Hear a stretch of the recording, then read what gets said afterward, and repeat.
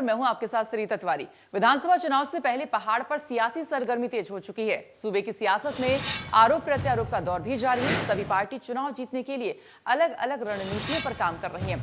सभी जनता तक पहुंच बनाने के लिए अलग अलग तरीके भी ढूंढ रहे हैं और इन सब के बीच सभी पार्टियों के बड़े बड़े नेताओं का दौरा भी शुरू हो चुका है। और इसी कड़ी में बीजेपी के सबसे बड़े नेता यानी प्रधानमंत्री नरेंद्र मोदी 4 दिसंबर को देहरादून आने वाले हैं और इस यात्रा के दौरान प्रधानमंत्री मोदी 18,000 करोड़ रुपए की लागत की परियोजनाओं का शिलान्यास और उद्घाटन करेंगे और इस परियोजना के तहत दिल्ली के बीच की कनेक्टिविटी को बढ़ाने पर फोकस किया जाएगा। इस परियोजना में दिल्ली से देहरादून जाने वाले लोगों को राहत मिलेगी। पीएम मोदी इस दौरे के दौरान राजनीतिक नब्ज भी टटोलने की कोशिश करेंगे, क्योंकि हाल ही में उत्तराखंड में धामी सरकार ने साधु संतों की नाराजगी को भंग कर दिया है। उत्तराखंड में इस वक्त कई ऐसे मुद्दे हैं जिसको लेकर विपक्षी पार्टी सरकार को घेरने में लगी हुई है। और अब क्या पीएम मोदी इस दौरे के बाद धामी सरकार के लिए कोई ऐसा जीत का मंत्र तैयार करेंगे जिससे 2022 से बीजेपी की वापसी हो सके?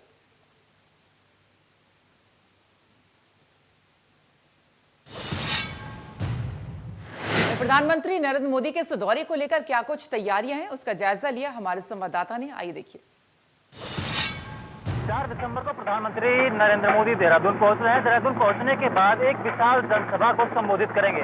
इस वक्त हम मौजूद है देहरादून के परेड ग्राउंड में, जहां प्रधानमंत्री नरेंद्र मोदी पहुंचेंगे और एक विशाल जनसभा को संबोधित करेंगे, जिसकी तैयारी जोरों शोरों पर चल रही है। इसी क्रम में प्रधानमंत्री नरेंद्र मोदी जब देहरादून पहुंचेंगे उसके बाद उतरेंगे, यानी कि परेड ग्राउंड में ही उनके हेलीकॉप्टर की लैंडिंग होगी, जिसकी तैयारी इसका रिहर्सल लगातार चल रहा है। आप देख सकते हैं कि अभी एक वायुसेना का जो विमान है यहाँ पर उतरा है और इसका लगातार रिहर्सलों का कार्यक्रम जारी है कि प्रधानमंत्री आने के बाद क्या किस रूपरेखा रहेगी, कहाँ पे उतरेंगे, उसके बाद किस तरह से जो यहाँ स्टेज बनाए गए हैं तो वहाँ पर पहुंचेंगे। इसकी तैयारियां जोरों शोरों पे चली। आपको दिखाना चाहेंगे, आप देख सकते हैं कि लगातार जो पुलिस बल यहाँ पूरे से मौजूद है, मुस्तैद हैं और जो व्यवस्थाएं हैं उसको मुकम्मल करने की कवायद में जुटे हुए हैं। जैसे कि आप देख सकते हैं कि जो रिहर्सल कार्यक्रम के तहत जो है विमान यहाँ पर उतरी और विमान उसके बाद से रिहर्सल के तहत ही अब यहाँ से फिर से उड़ान भर रही है। तो कह सकते हैं कहीं ना कहीं की तैयारियों को एक अंतिम रूपरेखा दी जा रही है और इसका रिहर्सल लगातार जारी है।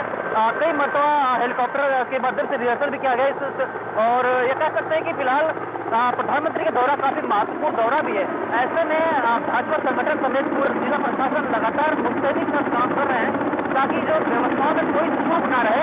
इसी तरह से देख सकते हैं कि लगातार जो वायुसेना का हेलीकॉप्टर यहाँ पे मौजूद है, आप देख सकते हैं कि लगातार जो रिहर्सल है तो रिहर्सल का दौर जारी है। तो कुल मिलाकर कहें तो प्रधानमंत्री नरेंद्र मोदी का दौरा काफी महत्वपूर्ण दौरा है और आने वाले समय में इसका भाजपा को कितना फायदा तो वक्त बताएगी, लेकिन फिलहाल भाजपा संगठन समेत सभी आला अधिकारी और पुलिस बल पूरी तरह से तैयारियों में जुटे हुए हैं।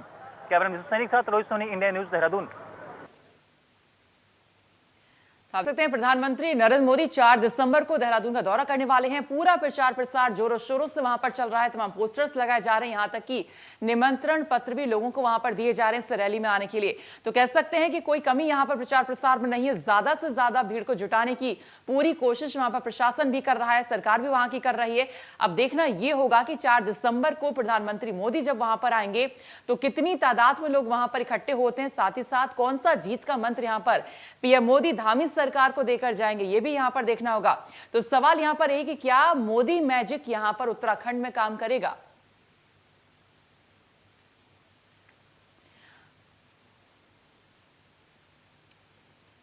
तो आज इसी मामले पर चर्चा करने के लिए हमारे साथ कुछ खास मेहमान जुड़ गए हैं। विनय गोयल हैं, प्रदेश प्रवक्ता हैं भारतीय जनता पार्टी से, और इसके अलावा बसंत कुमार हैं, प्रदेश उपाध्यक्ष हैं आम आदमी पार्टी से।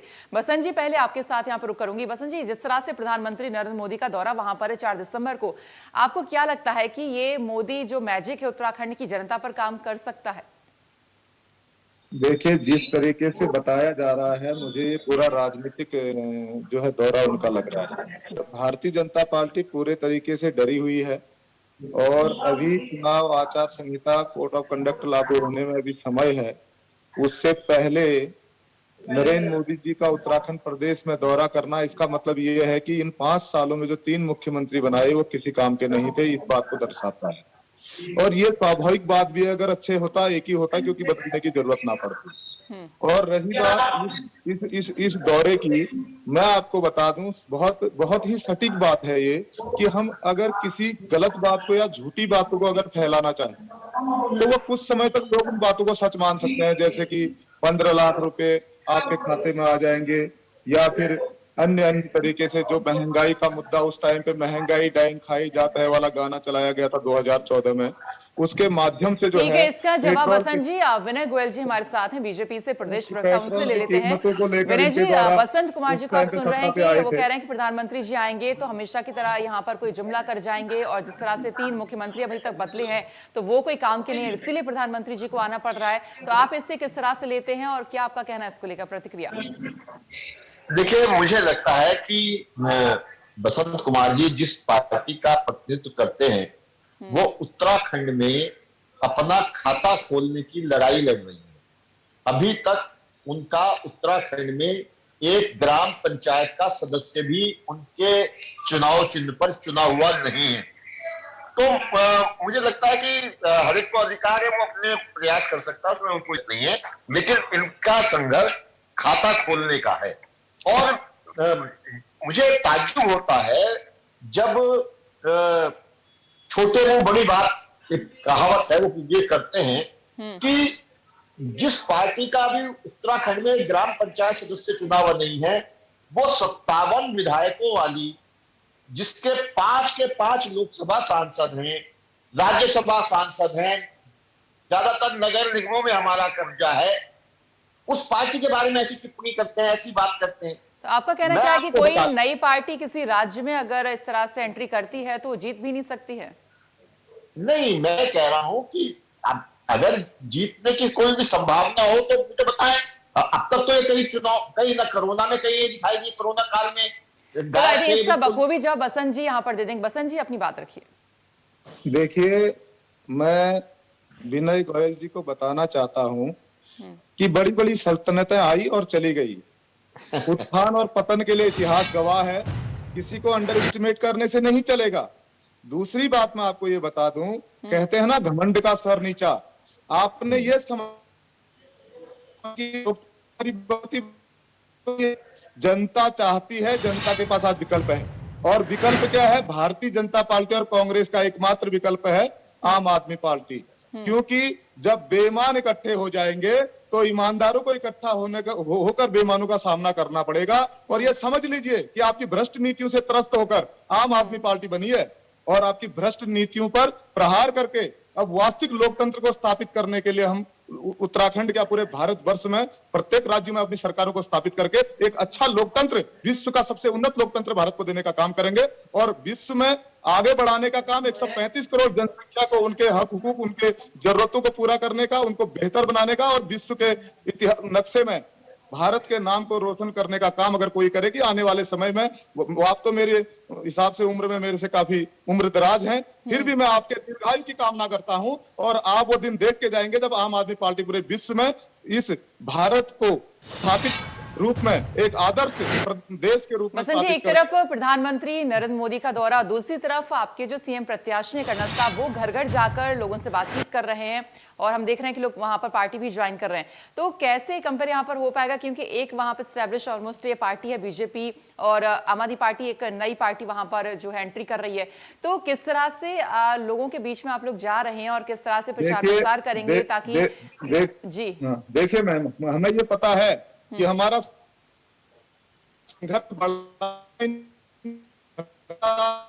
युक्त सत्ताधारी दलों से, कांग्रेस और भारतीय जनता पार्टी के अप्रत्यक्ष गठबंधन से लड़ना है। ये अप्रत्यक्ष गठबंधन मैं इसलिए कह रहा हूं क्योंकि सत्ता में ये लोग अप्रत्यक्ष रूप से हमेशा बने रहते हैं, ये जुड़वा भाइयों की तरह शासन करते हैं, और इनका अब अभी देखिए, आप भारतीय जनता पार्टी से अब लोग कांग्रेस में जाना चालू कर दिया, उनके दिमाग में आ रहा है कि शायद अब कांग्रेस की बारी आने वाली है, और जब कांग्रेस की पारी पूरी हो जाती है उसके बाद जो है वो भारतीय जनता पार्टी में चले जाते हैं। आज भी आप इनकी सदन में देख लीजिए, कांग्रेस के पिछली बार, अच्छा, उत्तराखंड की जो जनता है बसंत जी, सत्ता परिवर्तन जरूर करती है, हमने देखा है। तो क्या लगता है कि आप लोगों को मौका इस बार मिल सकता है? क्योंकि उत्तराखंड की जनता का कुछ पता नहीं, उनका दिल जो मैं भारतीय जनता पार्टी और कांग्रेस को भी इस बात का पता है, ये बौखलाहट इसी बात की है। मैं सच्ची बता दूं आपको, आज प्रधानमंत्री जी को पहले से ऐलान करना पड़ रहा है कि उत्तराखंड के में आम आदमी पार्टी को रोकने के लिए हम उत्तराखंड के प्रत्येक लोकसभा में जो है प्रधानमंत्री जी की सभा करेंगे। ये क्यों जरूरत पड़ रही है?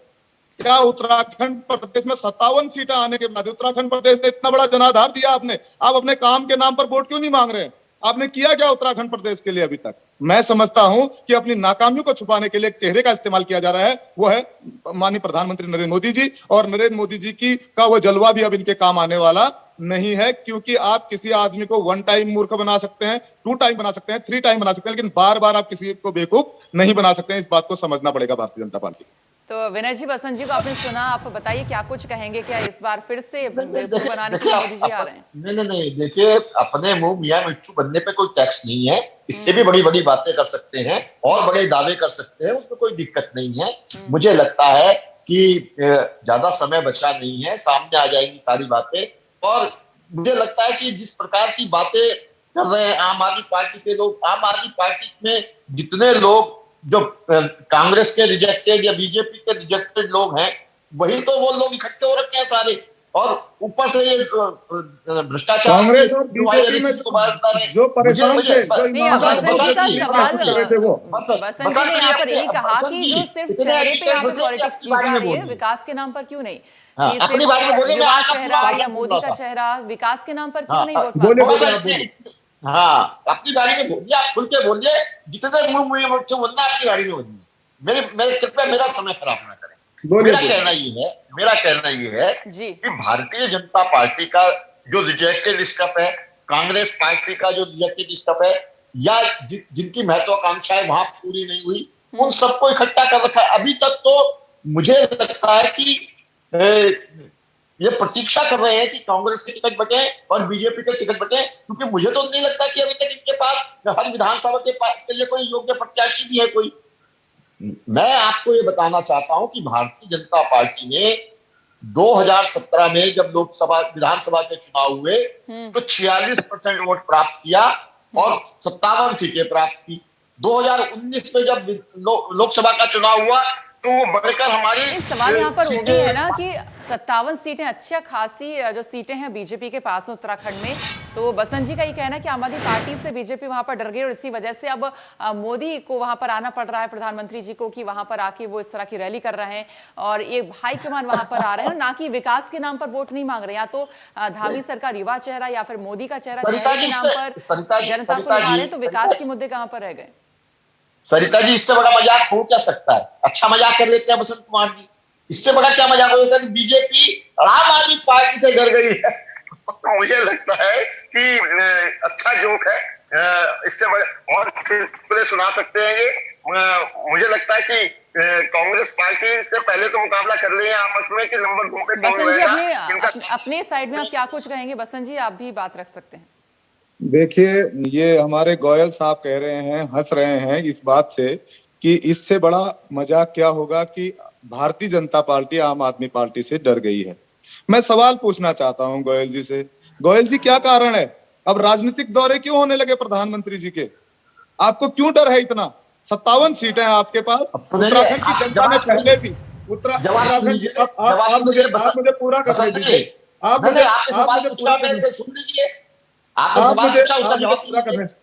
मुझे पूरा करने दीजिए।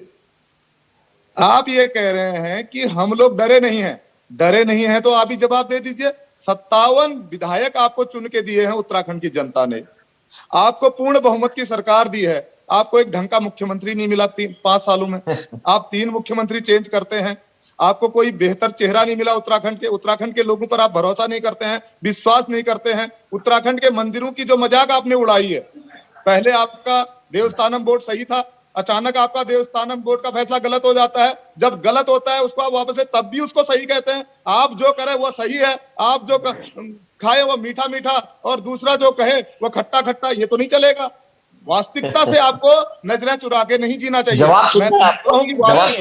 ठीक है बसंत जी, विनय जी अपना जवाब रखिए। हाँ, देखिए, मैं आपको ये बताना चाहता हूँ कि जिस प्रकार से बसंत कुमार जी कह रहे थे कि रैलियां क्यों हो रही, मुझे कोई, अगर बसंत कुमार जी की याददाश्त ठीक हो तो मुझे बता दीजिए, कोई सा एक ऐसा चुनाव बता दीजिए मुझे उत्तराखंड बनने से लेके और आज तक का, जिस चुनाव से पहले भारतीय जनता पार्टी के नेताओं ने दौरे न किए हों।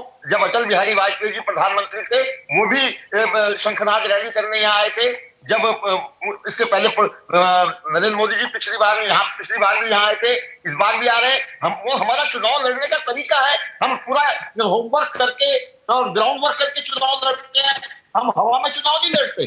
तो मुझे एक भी चुनाव ऐसा बता दीजिए बसंत कुमार जी, अगर आपको याद पड़ता हो, जिसके पहले नेताओं के दौरे ना हुए, प्रधानमंत्री की रैली ना हुई हो, या हमारे बड़े नेताओं के दौरे ना हुए हो। अगर हम काम करते हैं, फील्ड में काम करते हैं, मेहनत करते हैं, तो इससे आपको परेशानी क्या है? आप क्यों घबरा रहे हैं इससे? बसंत जी, विनय जी कह रहे हैं कि आप आम आदमी पार्टी यहाँ पर घबरा रही है, और ये जो दौरे होते हैं ये तो हर इलेक्शन से पहले होते हैं, जनरल सी बात है। देखिए, इलेक्शन से पहले सारे दौरे होते हैं, हम इस बात को समझते हैं, लेकिन उनके पास 1 महीने की सरकार बची हुई है, वो दौरों में गवा देंगे। उत्तराखंड के मुख्यमंत्री को इतना व्यस्त कर देंगे, उन्होंने कुछ काम करना भी था वो भी नहीं जनता के कर पाएंगे। फैसले बड़े बड़े हैं। पिछले दिनों इन्होंने खेल नीति लाए, उस खेल नीति का एक सिरगुफा बड़ा तकड़ा था, आपने देखा होगा। खेल नीति टॉप लेवल पर बनती है, पर स्कूलों में खेल सिखाने वाले व्यायाम टीचरों की जो है इन्होंने नियुक्ति आज तक नहीं की, वो रोड में भटक रहे हैं।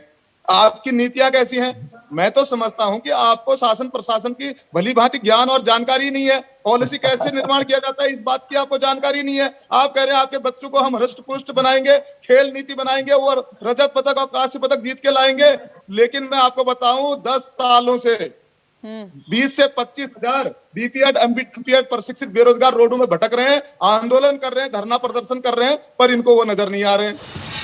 आपकी सारी चीजें बोगस है लोगों को दिखाने के लिए। जवाब दीजिए गोयल जी। देखिए, मुझे लगता है बसंत कुमार जी इस अपॉर्चुनिटी का फायदा उठा रहे हैं कि चुनाव में इन्हें टीवी चैनल्स पर आने का, बात करने का मौका मिल रहा है। वरना आज से पहले तो हमने चुनावी परिदृश्य में, किसी राजनीतिक दृश्य में कहीं बसंत कुमार जी का ना तो नाम सुना, ना इन्हें कहीं देखा, या जनता की सेवा करते हुए कहीं कोई इनके बारे में कोई बात कभी सुनी। मैं स्वयं 40 साल से जनता की सेवा में हूँ, समाज के विभिन्न क्षेत्रों में काम करता हूँ, लेकिन आज और मुझे बड़ा ताज्जुब हो रहा है कि चैनल पर जो डिबेट हो रही है उसमें हमारे प्रदेश का जो मुख्य विपक्षी दल है वो कांग्रेस नहीं है। तो मुझे लगता है कि सेटिंग अच्छी है इन लोगों की। इन्होंने कुछ आपस में कांग्रेस के साथ सेटिंग कर ली होगी, इस बार कांग्रेस नहीं जाएगी, इस बार आप ही डिबेट करेंगे। ऐसा कुछ नहीं, हमने ट्राई किया, लेकिन ऑडियो प्रॉब्लम है सर, ऑडियो प्रॉब्लम इसलिए कनेक्ट नहीं हो पाया। ऐसा नहीं हो सकता है कि कांग्रेस को भी हम नहीं रखते, और ऑडियो कनेक्शन की वजह से वो जुड़ नहीं पा रहे हैं। कोशिश करेंगे, हो सकता है डिबेट के अंत तक वो जुड़ जाए, कोशिश करेंगे। नहीं, मैं ये कह रहा हूँ, देखिए जिस प्रकार की बातें इन्होंने की, कोई रेलिवेंट बात नहीं ना। कि अगर मैं आपको बताता हूँ, पुष्कर सिंह धामी जी ने अपने 4 महीने के कार्यकाल में 500 निर्णय लिए हैं, 500, और सारे, चाहे वो आशाओं का मामला हो, चाहे वो आंगनबाड़ियों का मामला हो, चाहे वो नल कर्मियों का मामला हो, चाहे वो राज्य कर्मचारियों का मामला हो, नर्सेस का मामला हो, सारे विषयों पर। रही बात कांग्रेस की सर, अभी 16 दिसंबर को राहुल गांधी भी वहां पर आ रहे हैं, तो क्या आपको लगता है कि वो जो उनकी रैली वहां पर होगी, और अभी 4 दिसंबर को प्रधानमंत्री नरेंद्र मोदी जी की है, तो कितनी टक्कर की यहाँ पर रहेगी? क्योंकि पहले पीएम मोदी की हो जाएगी और उसके बाद राहुल गांधी की, तो क्या लगता है कि उनकी रैली में भीड़ ज्यादा दिखेगी या फिर बीजेपी की यहाँ पर रैली में? सरिता जी, मुझे लगता है कि राहुल गांधी जी की विदेशों की छुट्टियां खत्म हो गई हैं, अब वो स्वदेशी पर्यटन पर निकलेंगे, और ये तो अभी तो ये तो रैली करेंगे कि नहीं करेंगे, क्योंकि कल की रैली देखने के बाद वो रैली करने का साहस जुटा पाएंगे कि नहीं जुटा पाएंगे, ये एक बहुत बड़ा प्रश्न है। तो मुझे नहीं लगता कि उनका क्या निर्णय होगा, लेकिन रैली करने का अधिकार सबका है। क्योंकि मैं आपको याद दिलाऊं सरिता जी, मैं अगर कोई बात कह रहा हूं तो उसका कोई आधार होता है। अच्छा, अगर आप पिछली बार का रिकॉर्ड देख ले उठाकर, पिछली बार कांग्रेस एक भी रैली परेड ग्राउंड में नहीं कर पाई थी, क्योंकि जब हमारी रैली हो गई उसका साइज इतना बड़ा था, उससे घबराकर कांग्रेस ने वहां रैली की नहीं। आप चाहें तो रिकॉर्ड उठा के चेक कर लीजिए। बसंत जी की बात शुरू करते हैं, एक सेकंड जी। बसंत जी, यहाँ पर विनय जी तो आम आदमी पार्टी को टक्कर में ही यहाँ पर नहीं ले रहे हैं, क्योंकि नई पार्टी है, क्या जनाधार कुछ है नहीं, क्या कैसे जनता का दिल जीतेंगे आम आदमी पार्टी? देखिए मैम, विनय गोयल जी अपनी बातों में बता गए कि कांग्रेस पार्टी से इनकी गहरी सेटिंग है।